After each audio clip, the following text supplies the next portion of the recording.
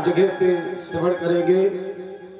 संध्या Multitech studio काजी कमालपुर की तरफ से इस कार्यक्रम को जब चाहेंगे यूट्यूब पे देखेंगे। ये यज्ञ सचंडी माँ का है, माँ और शक्ति का है। शक्ति के बगैर मनुष्य तो मनुष्य है, देवता भी अधूरा रह जाता है। शिव में जो छोटी की मात्रा है वो शक्ति है। जो दो वर्ण है सा और वा, ये ब्रह्म है। लेकिन शिव से छोटी की मात्रा निकाल दो तो क्या बचेगा? सौ मीन्स मुर्दा। तो शक्ति सर्वोपरि है। अगर किसी का जीवन में परोपकार करने का मन बने तो दुर्गा सप्तशती में आया है, विश्व के कल्याणार्थ एक मंत्र का जाप करो। देवी प्रपन्ना तिहरे प्रसीद प्रसीद मातर जगतोखिलस्य प्रसीद विश्वेश्वरी पाहि विश्वम तमीश्वरी देवी चराचरस्य। ये सर्वे भवन्तु सुखिना का विश्व कल्याण का एक सूत्र है। वही मां भगवती के दुर्गा सप्तशती मार्कंडेय पुराण के अंतर्गत आया है। आइए हम लोग एक भौतिक यज्ञ करते हैं, एक लौकिक यज्ञ करते हैं, एक पारलौकिक। उस बारे में दो शब्द आप लोग स्मरण करेंगे। मैंने कहा यज्ञेन हन्नते व्याधि यज्ञेन संरक्षते प्रजा यज्ञेन सम्यक वर्धन्ते तस्मात् यज्ञ समारंभे।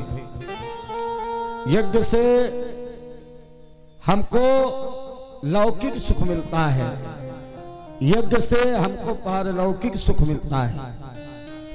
महाराज दशरथ जी ने पुत्रेष्ठ यज्ञ किया, प्रजापति की उपासना की। श्रीमद् भागवत में आया है प्रजा कामम प्रजापति। जिसको संतान नहीं होती है वो प्रजापतियों का पावन यज्ञ करे। तो यज्ञ किया।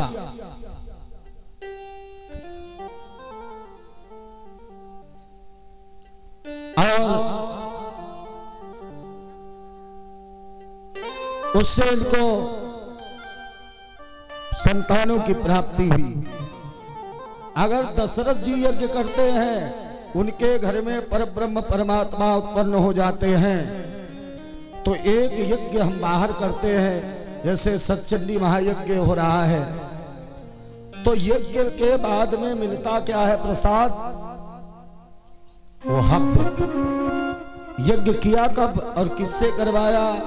गुरु जी से निवेदन किया, और गुरु जी ने अपने आप नहीं किया, विद्वान को बुलाया।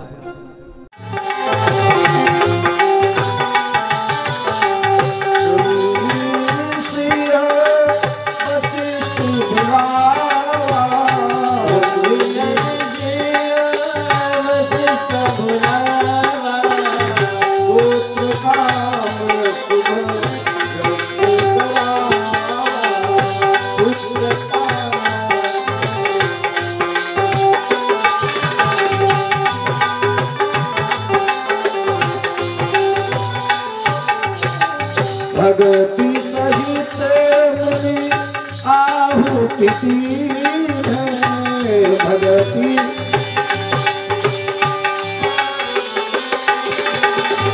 भगत कीन सब करे।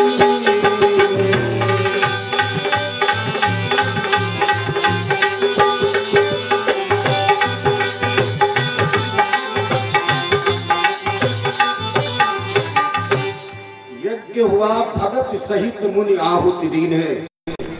विद्वान कहते हैं जिनों से भक्ति के साथ पूजा करना, तो विद्वानों का भी दायित्व है कि वो भक्ति के सहित मंत्रों को पढ़ें, आहुति दें।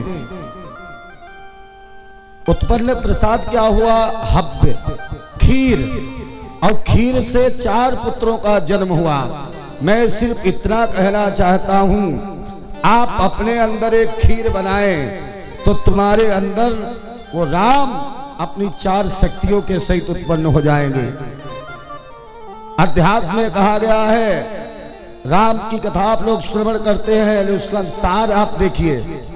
खीर जब बनती है तो खीर में कितने पदार्थ पड़ते हैं, सभी लोगों को इसमें विचार करना और ध्यान से सुनो।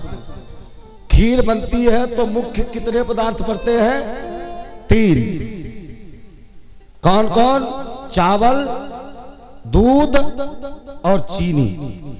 बाकी कुछ डाला जाए, लेकिन अगर 3 चीजें पड़ गई तो खीर बन जाएगी। और उसी खीर से भगवान का अवतार हुआ है अयोध्या में। अगर मैं अपने अंदर वो खीर तैयार करूं हृदय के अंदर, तो मेरे अंदर भी भगवान का प्राकट्य होगा।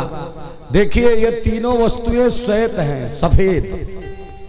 जो दूध है ये ज्ञान का द्योतक है, आप ज्ञान उत्पन्न करें। और जो चावल है एक कर्म का द्योतक है, और जो चीनी है ये भक्ति का द्योतक है। आपके ज्ञान है, अगर ज्ञान में भक्ति की मिठास है तो आपका ज्ञान सार्थक है।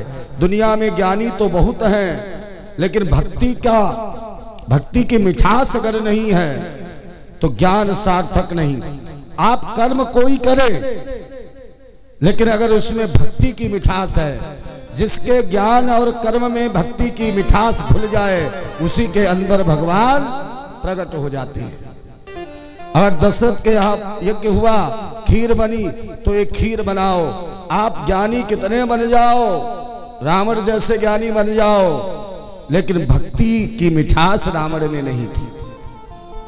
आप कर्म कितने करो, आपने जीवन में बहुत कर्म किए होंगे हमारे कबीरपुर में, लेकिन आज भक्ति का कर्म कर रहे हैं, इनके कर्म में मिठास है। तो ऐसा कर्म करो जिसमें भक्ति की मिठास। लेकिन वो मिठास रहे कैसे? जब खीर तैयार हो जाती है तो 2 पदार्थ दिखाई देते हैं। बोलो कौन कौन?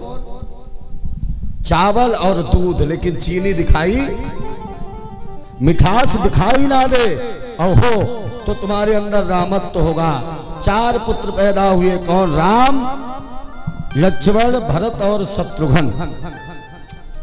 अबे 4 पुत्र है। गोस्वामी जी इनको 4 पुरुषार्थ भी लिखते हैं। मुदित महीपति सकल सुत बधुन सहित निहारी, जिम पाए महीपाल मन क्रियन सहित फल। अब देखिए हमारे अंदर रामत्व यज्ञ से कैसे आता है। ये आप लोगों ने श्रवण किया होगा कि 4 पुत्र और 4 उनकी पत्नियां। मैं ये बताऊं, इन 4 पुत्रों का मतलब क्या है और 4 इनकी जो देवियां हैं इनका मतलब क्या है।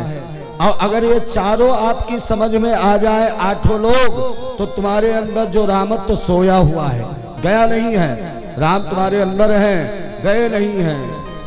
का बिछुड़ा हुआ सो फिर मिले, और रूठा ले मलाए, और मिला रहे सो ना मिले तासो कौन। बिछुड़ जाए तो फिर मिलता है, रूठ जाए मना लो, और जो मिले ही है वो नहीं मिल रहा है, उससे कौन उपाय। तो उसके लिए हमको गुरु की जरूरत है। राम जी तुलसीदास को मिले कई बार, लेकिन पहचान नहीं पाए। तो बड़े अफसोस में गोस्वामी जी कहते हैं, वो तो मिले हैं, तो कहा पहचान हो जाए। पहचान कौन कराता है? गुरु। तो हनुमान जी ने कहा, तुलसीदास जी चित्रकूट के घाट पे भई संतन की भीड़, तुलसी जात चंदन घित्रत तिलक देति रघुवीर। ये राम जी हैं जो बालक बन के आए। तो रामत्व को देखे तो हम 4 पुत्रों को सरे सरे से देखेंगे। यज्ञ का प्रभाव कितना बड़ा। 4 भाई हैं, सबसे छोटे भाई कौन है?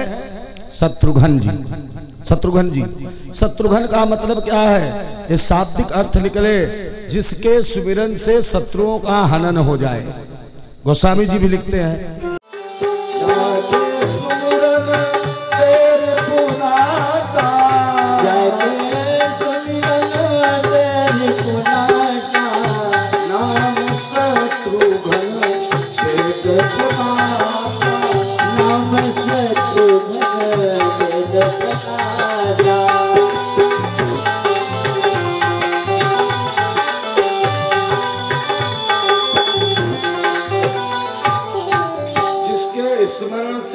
शत्रुओं का नाश हो जाए। लेकिन दुनिया में शत्रु कौन किसका जानते हो, मित्र कौन किसका है? गोस्वामी जी कहते हैं ना, तुम्हारा कोई दुनिया में मित्र नहीं है, तुम्हारा दुनिया में कोई शत्रु नहीं है। काहुन को सुख दुख कर दाता, निज कृत कर्म भोग सुन। आप ही अपने शत्रु हैं और आप ही अपने मित्र हैं। आप इस शरीर के साथ में सद्व्यवहार करोगे तो आप शरीर के मित्र हो, और इसी शरीर के साथ में उल्टा सीधा कार्य करोगे तो इसके शत्रु हो। लेकिन सबसे बड़ा शत्रु कौन है? जो हमारे अंदर काम क्रोध लोभ मोह मद अहंकार ईर्ष्या भरी है। लोग कहते ये खाना छोड़ दिया, ये पीना छोड़ दिया, ये कहना छोड़ दिया, लेकिन काम क्रोध लोभ अहंकार तो भरा है, ये तो 24 घंटे रहता है। ये निकल जाता है शत्रुघ्न के सुमिरन से। लेकिन निकलेगा कब? जब शत्रुघ्न लाल की शक्ति आएगी। शत्रुघ्न लाल की शक्ति का नाम क्या है? आप लोग बोले। श्रुति कीर्ति। श्रुति माने कान, श्रुति माने वेद। अपने कानों से वेदों की कीर्ति जितनी सुनोगे, सत्संग जितना करोगे, कथा जितनी सुनोगे, तो तुम्हारे शत्रु ये निकल जाएंगे। कोई शुद्ध कीर्ति तुम्हारे अंदर आ जाए और तुम्हारा बिल्कुल खाली हो जाए। भगवान तो आते हैं, लेकिन भगवान दूर से देखते हाउसफुल है, काम क्रोध लोभ मद का निकल जाते। अब खाली रहो। एक बार बांसुरी और गोपियों में चर्चा हो गई। गोपियां कहती है भगवान कृष्ण हमको ज्यादा मानते हैं। बांसुरी ने कहा नहीं, भगवान हमको ज्यादा मानते हैं। बांसुरी ने कहा गोपियों तुम्हें कितना मानते हैं? गोपियों ने कहा हमें भगवान इतना मानते हैं, मैं जब चाहती हूं तो भगवान को नचा लेती हूं। मैं जब चाहती हूं भगवान को नचा लेती, इतना मानते हैं। बांसुरी ने कहा बस इतना ही, ध्यान देना सज्जनों। तो बांसुरी से गोपियों ने कहा तुम्हें कितना मानते हैं? तो बांसुरी ने कहा मैं भगवान के पास लेटी रहती हूँ। कहा कहाँ पे? कहा उनकी गदलियों की बेड पे। और कहा इतना ही नहीं, बांसुरी ने कहा मैं भगवान के मुख का चुम्बन लेती हूँ, वो मेरे मुख का चुम्बन लेते रहते हैं। पराकाष्ठा बता दी बांसुरी ने। कहा तुम नचाती हो, लेकिन मैं कृष्ण के मुख का चुम्बन लेती हूँ, मेरे मुख का चुम्बन लेते हैं। गोपियां कहने लगी बांसुरी तो तुम्हें भगवान ज्यादा मानते हैं, लेकिन बांसुरी ये बताओ तुमने ये प्रेम उत्पन्न कहां से कर लिया? भगवान आपको इतना मानते क्यों हैं? तो बांसुरी ने 3 बातें बताई हैं। कौन? कहा पहली बात यह है मैं तो बिल्कुल खाली हूं, मेरे अंदर कुछ है नहीं, न काम है, न क्रोध है, न ईर्ष्या है, न अहंकार है, और मेरे में 9 छिद्र हैं, वो सब निकल जाते हैं। मनुष्य में 9 छिद्र है, लेकिन तब भी सब कुछ भरा रहता है। कहा मैं खाली हूं, इसलिए भगवान मानते हैं। कहा दूसरी बात, तो बांसुरी ने बहुत बढ़िया बात बताई। क्या? कहा मैं उतना ही बोलती हूं जितना भगवान हमें बुलाते हैं, उससे ज्यादा मैं बोलती भी। तीसरी बात तो इतनी बढ़िया कहा बांसुरी ने, कहा मैं खाली हूं और मुझे भगवान जितना बुलाते उतना बोलती हूँ। तीसरी बात यह है मैं जब बोलती हूँ तो मीठा बोलती हूँ, मैं कभी कड़वा नहीं बोली। बांसुरी मीठी बोलती। तो खाली हो, भगवान जितना बुलाए उतना बोलो, और जब बोलो तो मीठा बोलो। कितना प्यारा!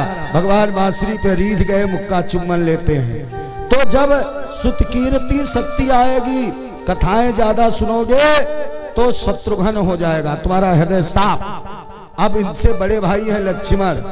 लक्ष्मण क्या है? लक्ष्मण का मतलब है लक्ष्यवान होना। इनका एक पक्का लक्ष्य है, ये संसार में अगर किसी को मानते हैं और पूजते हैं तो भगवान श्री राम को, इसके अलावा किसी को नहीं। ये लक्ष्य पक्का है। ये मालूम कब हुआ? जब राम जी वन को जाने लगे तो महाराज राम जी कहते हैं लक्ष्मण तुम रुको, प्रजा की हालत देखो, माता पिता बुजुर्ग हैं, मैं तो बन जा रहा हूं। तो लक्ष्मण ने कहा मैं किसी को नहीं देखता। कहा गुरु की सेवा करो। तो लक्ष्मण जी ने एक जवाब दिया, है प्रभु सुनो। किसको हो? राम जी ने लक्ष्मण से कहा गुरु पितु मातु न जानव काहू, कहा स्वभाव नाथ सतिभाऊ।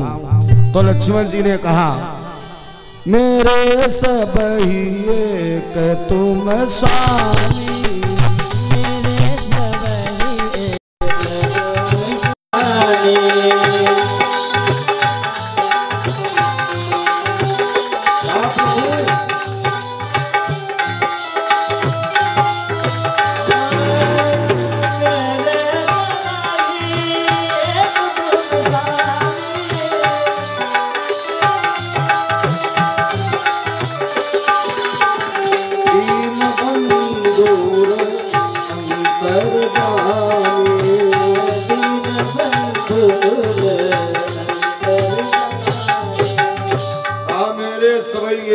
स्वामी दीन बंधु अंतर जाभी। कहा मेरे आप एक स्वामी हैं, तो राम जी ने कहा मुख से कह रहे हो कि हृदय से? कहा हृदय से कह रहे हो तो मुख से कह रहे हो। बहुत लोग एक आते हैं तन मन धन सब तेरा तेरा तुझको अर्पण क्या लागे मेरा, लेकिन जब पूजा का सामान लेने जाते हैं तो कहते हैं भगवान के लिए है काम चलाऊ दे दो, और जब लड़के के लिए कपड़ा ले जाते हैं तो कहते हैं अच्छा दे दो, सब्जी लेने जाते हैं तो अच्छे, लेकिन कहते हैं तन मन धन सब तेरा तेरा तुझको अर्पण क्या लागे। लेकिन भगवान का सामान लेने जाते हैं तो काम चलाऊ, लेकिन अपना जब लेते हैं तो बढ़िया लेते हैं। लेकिन ये गाना झूठा है कि नहीं है? आरती झूठी है। तन मन सब तेरा अब सौंप दिया जीवन का, तो लक्ष्मण का लक्ष्य है। जब ऐसा लक्ष्य बनाओगे तो तुम्हारे अंदर शक्ति आएगी, उर्मिला, तुम्हें भगवान के उर में मिलने की उत्कट इच्छा जागृत हो जाएगी। अब तुम्हारे हृदय साफ हो गया, लक्ष्य पक्का हो गया, भगवान को मिलने के लिए हृदय में उत्कृष्ट उत्कंठा जागृत हो गई। तीसरे भाई कौन है? भरत। भरत का मतलब क्या है? भरत माने राम का प्रेम। अगर राम का कहीं प्रेम है तो भरत है।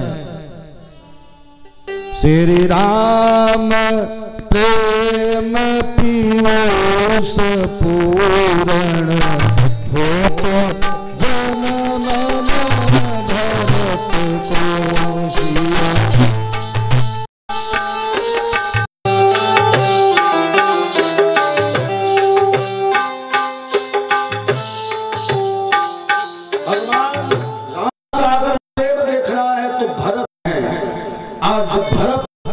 प्रेम तुम्हारे अंदर भगवान के प्रति कितना हो जाए भरत जैसा। भरत की शक्ति कौन है? मांडवी। मांडवी का मतलब है प्रेम तुम्हारे अंदर मंडलाकार हो जाए। अपने से प्रेम करो, परिवार से प्रेम करो, गांव से प्रेम करो, जिला से, प्रदेश से, देश से, विश्व से। जब सिया राम में सब जग जानी, इतना तीनों भाव आ गए, तब तुम्हारे अंदर राम आ जाएंगे। राम का क्या है?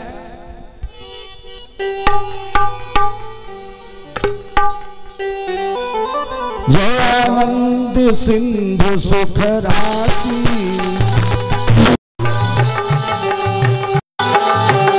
आनंद सिंधु सुख राशि, आनंद सिंधु सुख राशि, आनंद सिंधु सुख राशि, आनंद सिंधु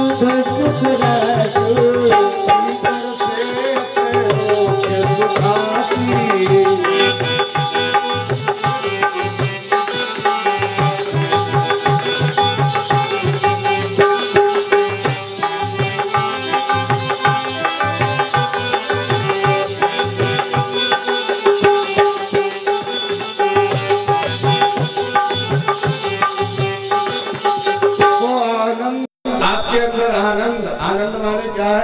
आत्मा राम। दुनिया में सुख दुख का विलोम है, पर आनंद का विलोम आप लोग नहीं जानते होगे, पढ़े नहीं होगा। हमने नहीं पढ़ा तो मैं समझता आपने नहीं। आनंद का विलोम शब्दकोश में देखिएगा, नहीं मिलेगा। आनंद स्वयं परमात्मा है, सच्चिदानंद रूपाय। आनंद आ गया क्योंकि हमारे शरीर में 5 कोश हैं, अन्नमय, प्राणमय, मनोमय, विज्ञानमय, आनंदमय। आनंद आने के बाद में फिर तो कुछ शेष नहीं रह गया। और हम आप हैं क्या? ईश्वर अंश, जीव अविनाशी, चेतन, अमल, सहज सुख राशि। हम हैं सुख की राशि, तब भी रोते हैं क्योंकि मैंने राम को हृदय में पहचाना नहीं।